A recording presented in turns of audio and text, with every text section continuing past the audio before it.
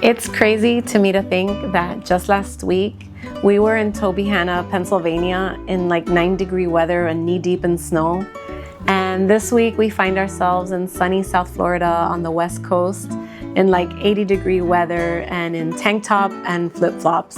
In traveling full-time, I meet a lot of different people. A lot of times because we do sell things that we put in the mail, I get to meet people at the post office and they'll always ask me questions because they see me come in with a big stack and they learn about what it is that we do and I talk to them. I think that the question or the comment that we hear the most is, I wish I could do that. And I find that with just a few questions that I ask them about the knowledge that they have, the things that they know, the trades that they've done, or the schooling that they have, oftentimes it's not that hard to find something that they can actually do either online or on the road. You may not think that because you work a trade that you can travel full-time. Let me tell you about some of the people that I've met. But first, let me tell you about why it works. One of the big reasons is that people are far away from home. They don't know anyone else in the area typically. So especially with those in repairs, people within a campground will see your sign on the side of your utility truck or on your vehicle, and they're gonna come right to you. So I'm talking to you, to the handyman, to the general contractors. Who else? Oh, if you're in heating or in AC, could you imagine if your AC goes and you're on the road? I mean, that's a priority. Electricians. It's happened to us where we were unable to close our slides once. So that's always going to be something that people are going to need, and they need to get on the road and they're going to want your service. Plumbers are also a hot commodity. I mean, it's an emergency anywhere, but especially when you're on the road and you're in an RV.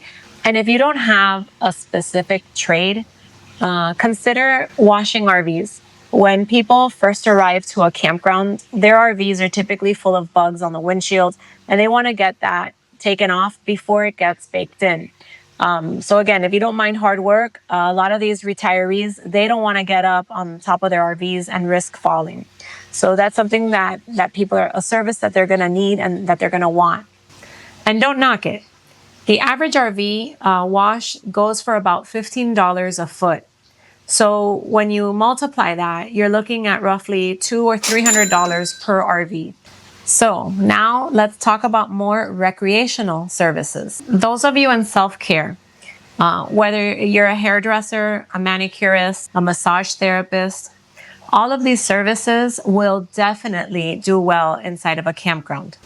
And I know that these services will do well in campgrounds because I have frequented them for the last decade.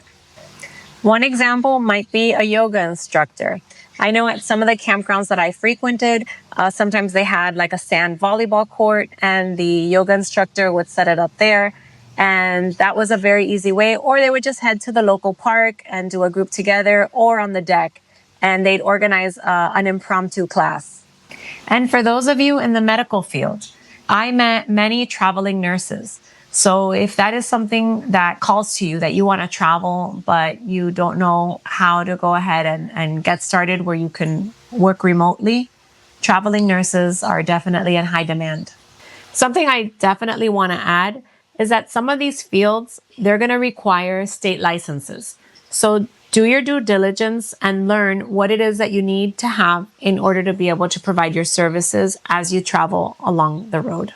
So even if none of these trades apply to you, there is likely a skill that you have that you can teach others, even by doing what I'm doing right now, which is just talking to a camera and teaching others how to do something on YouTube. And if you did watch this video and you're like, yeah, Sarah, that all sounds great, but you feel stuck, I invite you to join me on this journey and think outside the box together. Because if there's one thing that I have discovered is that a lot of the things that I came to make real changes in started with a video and started with a conversation. I'm happy to answer any questions. Just leave them in the comments below. Thanks for watching.